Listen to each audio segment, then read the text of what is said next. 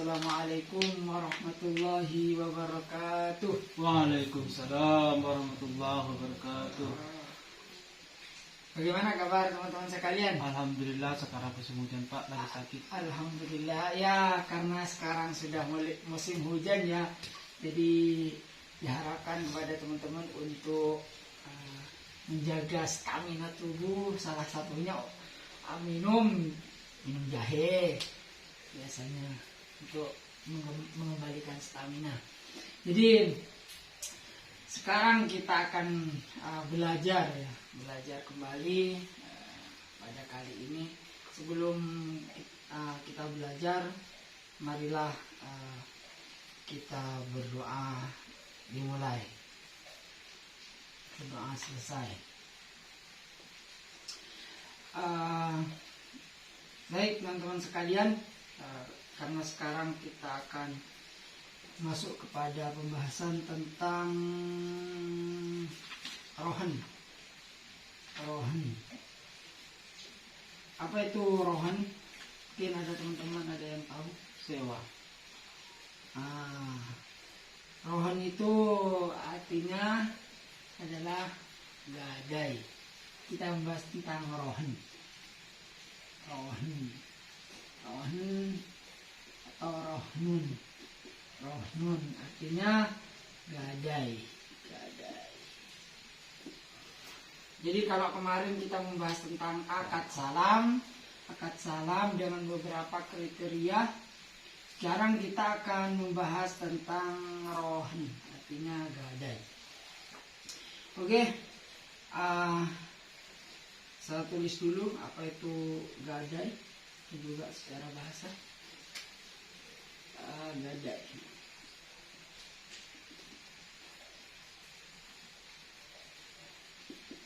Ya, tetap. Secara istilah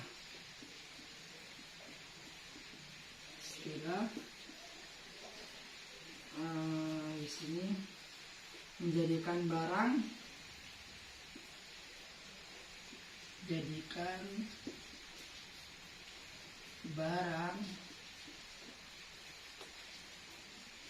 yang sebangsa sebagai jaminan.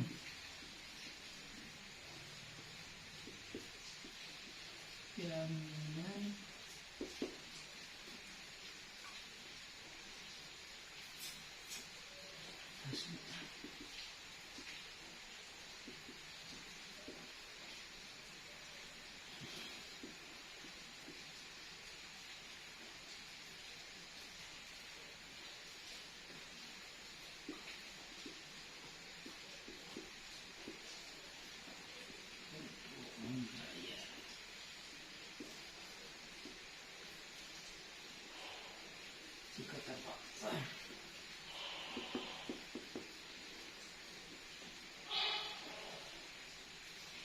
tidak dapat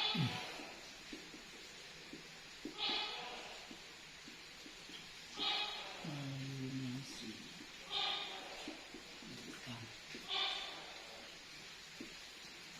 sini syarat gadai.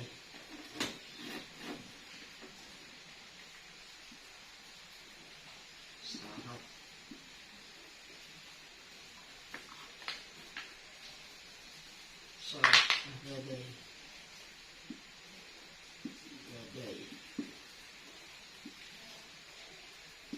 Satu,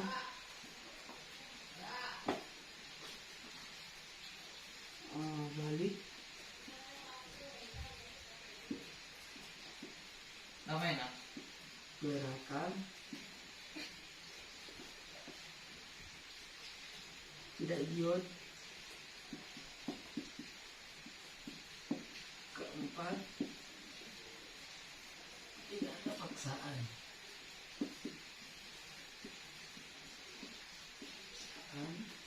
Kelima, ijab qabul.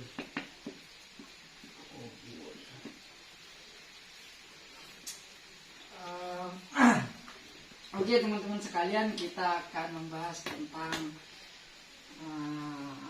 gadai atau rohani. Dalam bahasa Arabnya itu artinya rohan artinya gadai. Jadi gadai ataupun rohan itu secara bahasa artinya tetap.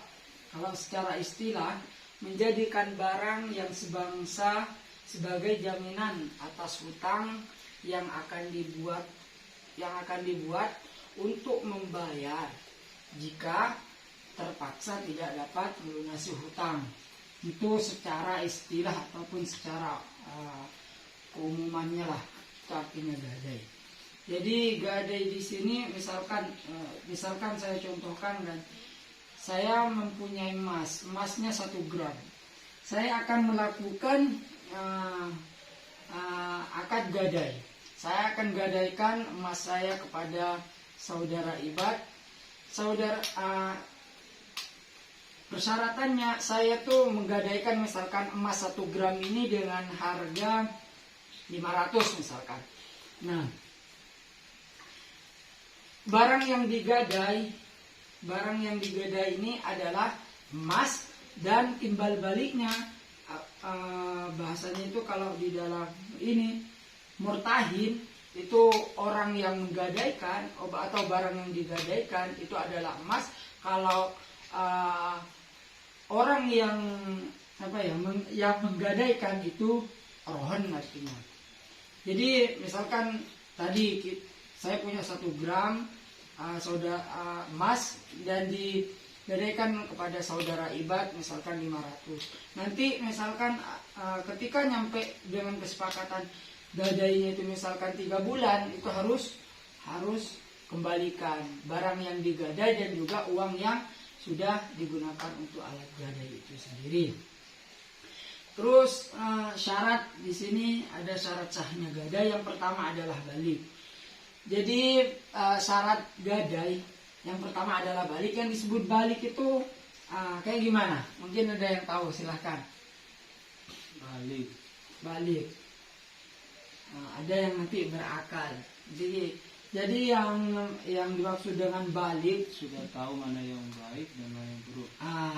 Ada yang menyebut sudah tahu mana yang baik dengan yang buruk. Ada lebih lagi, yaitu yang disebut balik itu bisa membedakan misalkan mana barang, mana uang, dan juga mana mana manusia dan lain sebagainya. Selain dari membedakan antara yang baik dengan yang buruk, itu yang balik.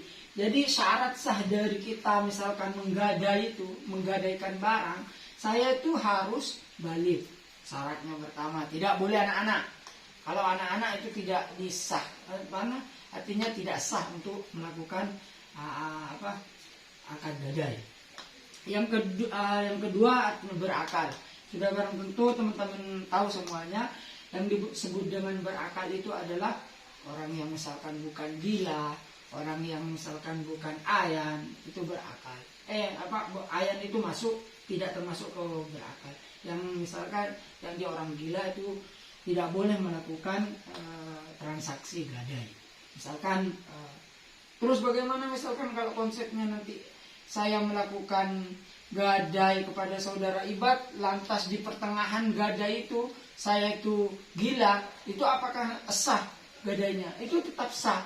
Tapi nanti ketika misalkan saudara Ibad ini mau mengembalikan barang yang digadai, itu menunggu saya ini sudah pulih dari kegilaannya. Ketika misalkan nanti mau mengembalikan ketika saya itu masih dalam keadaan gila, maka itu tidak diperbolehkan. Terus yang ketiga, tidak idiot. Mungkin sudah teman-teman sudah tahu kepada orang-orang yang idiot itu kayak gimana.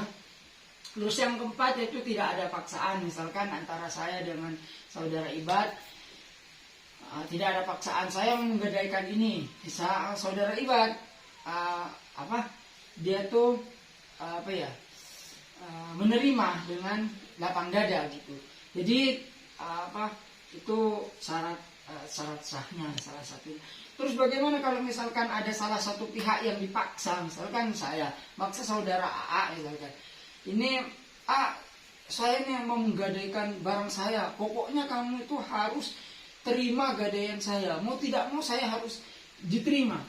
Itu tidak diperbolehkan karena nanti akan mengakibatkan ketidaknyamanan antara salah satu pihak gitu. Yang terakhir itu adalah ijab kabul. Jadi ijab kabul itu artinya serah terima. Kalau saya misalkan saya menggadaikan barang, ini barangnya dan ini harganya segini, nanti kembalikan uang saya ambil sekian hari. Intinya ketika sudah sudah selesai semuanya barangnya, oke, deal, itu namanya ijab kabul. Sudah terjadi nanti kalau sudah ijab kabul, ini transaksi gadai ini sudah sah. Intinya sudah sudah memenuhi kriteria itu adalah gadai. Mungkin pembahasan pada kali ini kita cukupkan. Mungkin teman-teman ada yang mau menanya, silahkan. Tidak ada, sudah paham. Tidak ada, terima kasih karena sudah tidak ada. Saya tutup dengan pembacaan hamdalah bersama. Alhamdulillahirabbil alamin. Wassalamualaikum warahmatullahi wabarakatuh. Waalaikumsalam warahmatullahi wabarakatuh. Ente. Harapan menita.